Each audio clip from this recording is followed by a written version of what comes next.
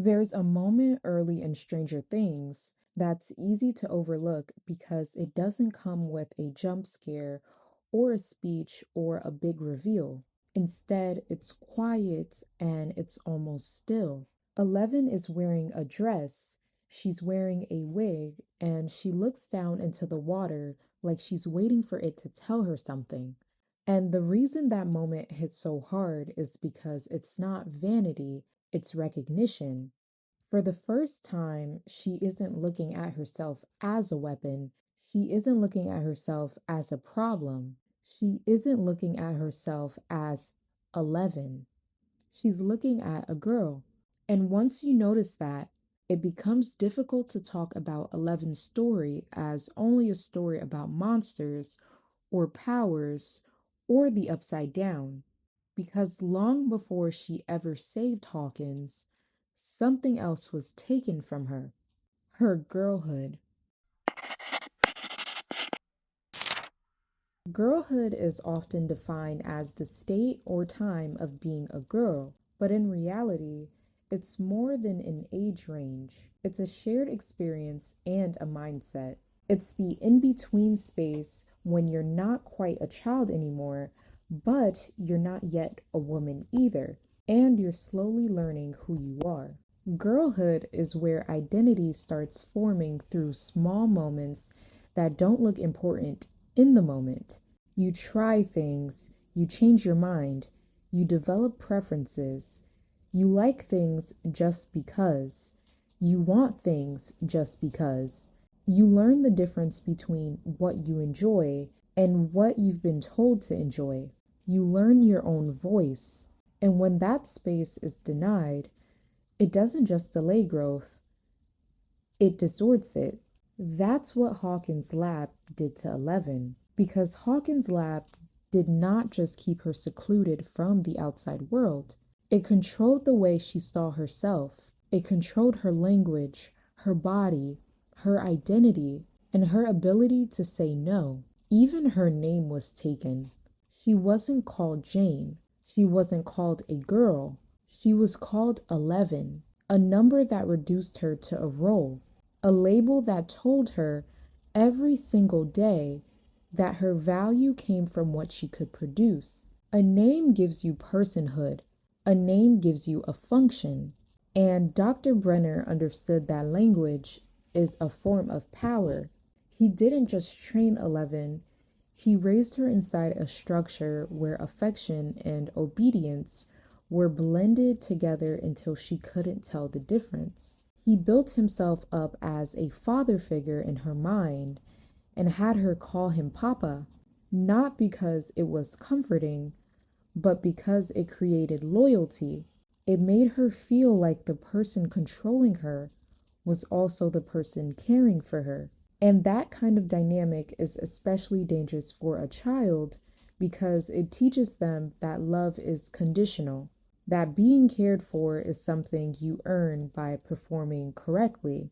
For years, Brenner trained 11 and pushed her psychic abilities, constantly believing she just needed a spark to get back to the level she once had. But what that really meant was that her growth was never about her. It was about output, results, power. And when she failed, she wasn't guided, she was punished. Sometimes she was locked in a solitary cell for long periods of time, a confined space meant to teach her compliance through fear. Over time, that kind of punishment doesn't just discipline a child, it rewires them. It teaches them that being alone is danger and that confinement is consequence. It's also why the show later makes it clear that 11 carries a fear of confinement that goes beyond discomfort.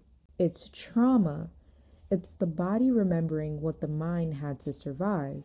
And there's a moment that really shows how twisted the lab's definition of progress was. In one experiment, 11 is presented with a soda can and asked to crush it using telekinesis. She does it, her nose begins bleeding soon after, and Brenner is pleased. That's the pattern. Her pain isn't a warning sign, it's confirmation. Then there's another experiment where Brenner presents her with a living creature, a cat. He expects her to use her powers on it, and 11 can't bring herself to do it. That hesitation is important because it shows that even in an environment built to strip her of softness, she still had it. She still had empathy. She still had a sense of boundaries, even if she didn't have the language to call them that. But in Hawkins Lab, empathy reads as refusal, and refusal reads as disobedience. So she's punished for it. She's dragged toward the solitary cell by 2 guards, and you can feel it in her reaction that it's not just the fear of getting in trouble, it's fear of being locked away again, fear of losing the only thing she has left, which is her own mind. She panics, she fights back, and she kills them before they can close the door. And afterward, she sobs, not because she's proud, not because she feels powerful, but because she's horrified by what just happened. And Brenner's response is one of the most disturbing details in Eleven's backstory. He doesn't react like a father, he reacts like a scientist. He gently carries her away, pleased with what he just witnessed. He sees her breakdown as evidence of ability. He sees her terror as a breakthrough. Her pain produces results. And that's what it means when we say girlhood was taken from her. Because girlhood is where a child learns that they can hesitate without being punished, that they can say no without losing safety, that they can be soft without consequences. 11 was taught the opposite. She was taught that curiosity is dangerous, that preference is irrelevant, that empathy is failure, and that obedience is survival. So when we get to that lake reflection scene, it lands differently because that scene isn't just a makeover moment. It's one of the first times 11 is allowed to experience herself without instruction. The water acts like a mirror, but it doesn't behave like a mirror. It's fluid, it's unstable, and it moves. It doesn't give her a fixed identity, it gives her a question, and the question is simple. Who am I when I'm not being used? That question is what Hawkins Lab tried to erase, and it's why the next part of Eleven's story matters so much, because once she escapes, the show doesn't just give her a home, it gives her something she's never had, a peer. Max Mayfield is often treated like an accessory to the plot, but her role in Eleven's life is crucial because Max doesn't teach 11 how to be normal. She teaches 11 how to be self-directed. Max doesn't talk to her like a project, she talks to her like a person. And that's why the season 3 mall scenes aren't frivolous, they're reparative. Because for the first time, 11 is in a space where she can try things without punishment, where her choices don't have stakes attached, where liking something doesn't have to serve a purpose. They're not shopping scenes, they're autonomy scenes. And this is where one of the most honest lines 11 ever says comes in. When Max asks her if she likes something, 11 pauses and says, "How do I know what I like?" And in this moment, she isn't just asking about clothes, she's asking about choice, because 11 has spent her entire life being told what to wear, what to eat, when to stop, and who to hurt. No one ever asked her what she wanted, not in a real way, and not in a safe way. So confusion makes sense. Psychologically, this is identity foreclosure. It's what happens when someone's identity is decided for them before they ever get to explore it themselves. When a person is forced into a role so early that selfhood becomes secondary to survival. 11 doesn't lack taste, she lacks permission. And Max's response matters because Max doesn't override her. She doesn't tell her what's better. She doesn't shame her for not knowing. She invites her to try. And that's pure led healing, not someone saving you, but someone giving you space to discover yourself. And even the visuals in that episode reinforce the point. The mannequin, the dressing rooms, the mirrors, because standing in front of a mannequin isn't consumerism for 11. It's a mirror of a life she was never allowed to have. A life where a body can be decorative, where a girl can want something without it being useful.